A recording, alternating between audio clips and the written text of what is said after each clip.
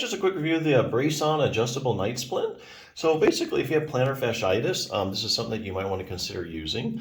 The main reason is because it's almost like diagnostic. It's a hallmark symptom of plantar fasciitis that when you get up in the middle of the night or get up in the morning, those first few steps are really painful. And that's because the plantar fascia has a tendency to contract and kind of stiffen up overnight.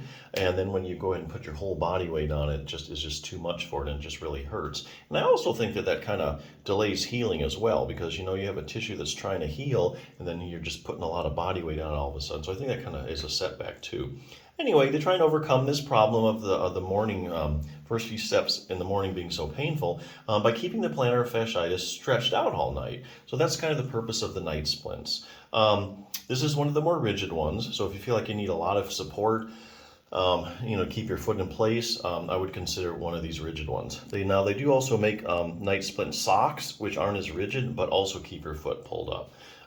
But anyway, if you're in the market for a more rigid one, this is one that you could consider. There's tons of them out there, so let me just go over a few of the features I like about this one the best.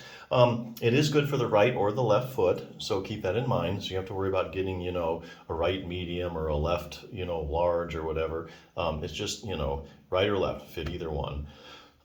Which is good because, if some of these braces, they're for right foot or the left foot, and you may have plantar fasciitis in one foot and then later on get it in the other foot. And if you have an adjustable brace like this, you can use it for either foot. Anyway, this does have a rigid outer shell, so it does give more support than, say, like these night splint socks that are out there. So if you want your foot, make sure your foot is firmly in place. You want to look for this rigid outer shell. And the other thing I really like about this particular one is the way it's pretty easy on and off, but it's still adjustable. So what you do is once you put your foot in it and you got the straps all in there, the straps actually click in place here. But what you do is you put your foot in there, click it in place, and then you take the Velcro and you adjust it.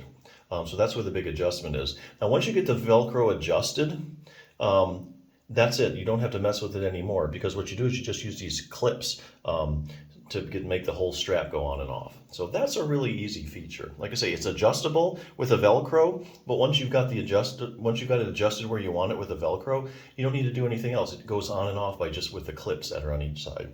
So anyway, if you're market for one of these, I think this is a good one. So definitely check it out.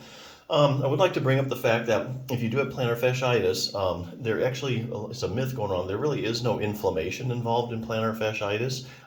It's actually like an incomplete healing process that is going on in the absence of inflammation. So if you've been treating the inflammation and you're not getting better, that may be one reason. So how do we know for sure that there is no inflammation when it comes to plantar fasciitis like everybody thinks? Well, the only way you're really going to know that is if you look at the research where they do biopsy studies. A biopsy is where they go in and they take out a piece of the tissue and look at it under a microscope.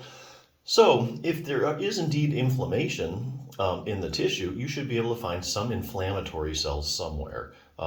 So this book here, The 5-Minute Plantar Fasciitis Solution, basically has gone through all the studies through the decades, all the biopsy studies, where they've taken, like, let's say, like 90 people with chronic plantar fasciitis. They go in, take a little sample out of it, look under a microscope, and then what do they find? So this has compiled all of those kind of studies. So what do they find? Well, they don't find any cells that are directly involved in the body's inflammatory process. In other words, no inflammation.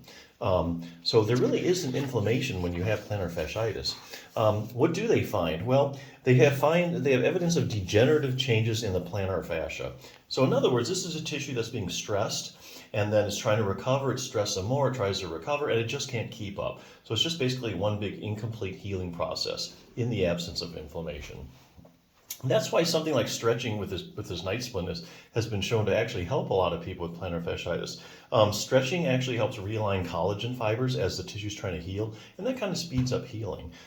This 5-minute plantar fasciitis solution basically is about a specific plantar fascia stretching technique that you can do, and it also goes over the timing, because that's really important. Like when you stretch is just as important as doing the right stretch. It's actually been shown to be effective in like 4 or 5 randomized controlled trials. In medicine, if you're trying to prove that something's effective, you do a randomized controlled trial. That's the highest form of proven medicine that a treatment's actually effective. So it's actually got some good research to support it. Some studies are showing 90+% success rate with this technique. Just another tool for your toolbox. But if you're in the mood, if you're looking for a good night splint, I think this is a good one, so check it out.